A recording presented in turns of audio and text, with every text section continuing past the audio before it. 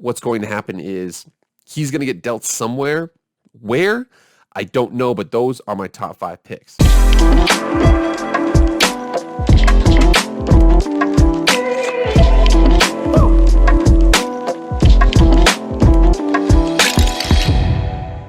What is up, everyone? It is Jake with Master Football, back at it again. Happy Wednesday.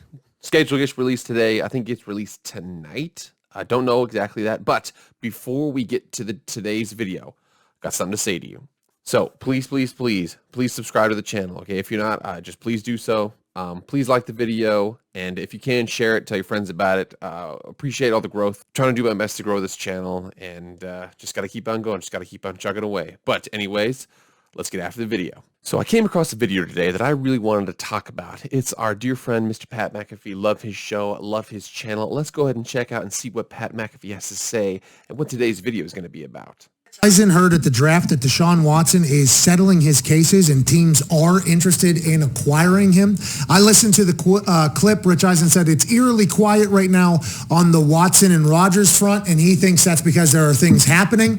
I'd assume for the Rodgers one, he assumes there's a contract negotiation potentially happening, which could have led to all of this. And on the Watson thing, he said the teams are interested for potentially 2022. He said people are thinking that. He's thinking 2021. He's hearing that this is going to get settled or whatever. So like he said, you heard it here first. Master Football breaking news. Okay, not gonna lie, it was Rich Eisen. But that is tectonic plate news. Again, I have already made a video about what I think is going to happen to Aaron Rodgers. I said number 1 place would be Denver. Just saying. However, it appears as if there's an extension, and who knows if there's posturing right now at this point. We don't know what's going on there, but it does sound like something is going to happen with our dear friend, Mr. DeShawn Watson, to where he is going to be traded. Now, DeShawn, unfortunately, he has a couple of situations he has to work himself out of, and it looks like a lot of those lawsuits are being settled, which is good news, I suppose, good with quotations around it, but it sounds like he is going to be in play for football sometime soon. With that being said, though, there is horrible timing with the fact that he is going to have to limit a lot of the places that he wanted to go. Now, I wanted to go ahead and put up a list together of the places where he could go. I'm going to present a list of where he wanted to go, but I do feel like I want to talk about the top 5 places he should go, starting with number 5. So number 5 is just strictly from a it would make a lot of sense perspective. It's the Detroit Lions.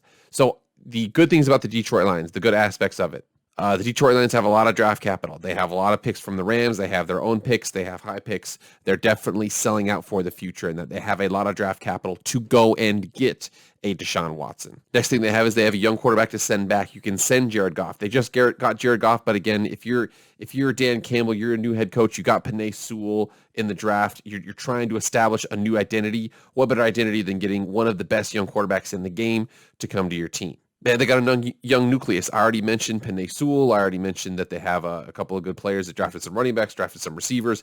They're a little weaker receiver, a little weaker at offensive line, but at the same time, you've got Jeff Okudah on defense. You've got some people you can build around. I really think that they have some star power. They're lacking a lot of depth and they're lacking a lot of ability, but they have some young star power that you can definitely work with. However, this one we're going to stop it right now. We're not going to get too far ahead of this, just because DeShawn doesn't want to go there. Okay, he does not want to go to Detroit. Okay, Calvin Johnson wanted to leave Detroit. A lot of people wanted to leave Detroit. Matt Stafford wanted to leave Detroit. Darius Slay wanted to leave Detroit. Everybody wants to leave Detroit. I don't think that you're going to have to get a real optimistic player to want to play there. But I just feel like DeShawn has that no trade clause where he can void out any trade that he wants to. So don't see this one as being a super strong possibility. But I do think they are at least reasonably in the conversation. At number 4 is going to be the Atlanta Falcons. I think this one is an underrated one, and they're not being talked about. I think that they're happy with Matt Ryan, but ultimately, if you're Arthur Smith, you're the offensive coordinator, you're thinking, man, if we could get DeShawn Watson, you've got some capital in there. First of all, you've got the quarterback that you can trade. You've got Matt Ryan you can trade. You've got Julio Jones that you can trade. You can trade some of your draft capital away. You're willing to do that. You have Kyle Pitts. You have some young players to build around there.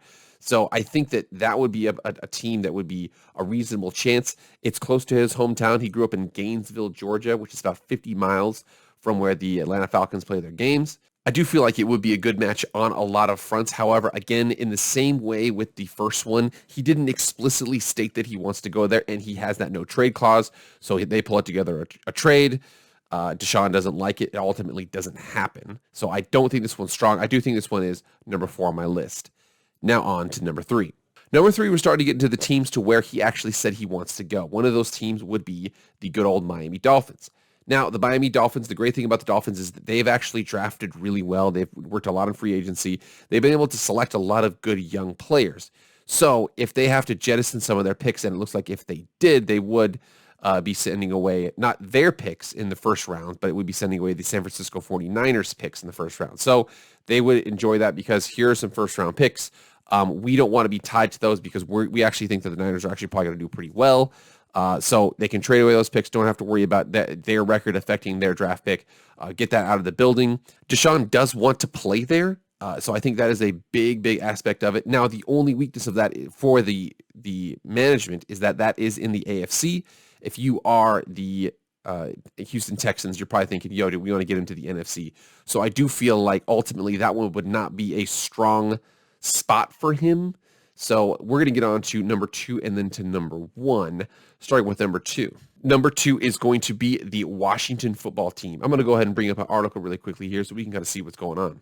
So here's an article stating the 8 teams that he wanted to go to. Now, again, this is before the lawsuits. We have to remember this. So these were on the the teams that were interested in him. Those 8 teams were New York Jets, just drafted a young quarterback. Miami Dolphins, still interested, just listed them off. Carolina Panthers just traded for a young quarterback. Denver Broncos have a possibility. Now, they are in the AFC. I do think that they are kind of in the Aaron Rodgers sweepstakes, so I'm not sure if they're going to be an eligible team. San Francisco 49ers probably out. They just got Trey Lance. New England Patriots just got Mac Jones. They're probably out. Chicago Bears just got Justin Fields. They're probably out. So you see a lot of those young quarterbacks came in, and a lot of those quarterback situations were, I don't want to say solved, but were filled. And then the last one would be the Washington football team, which I feel like would be the number 2 spot for him to go. It's on the list. They were already interested in him.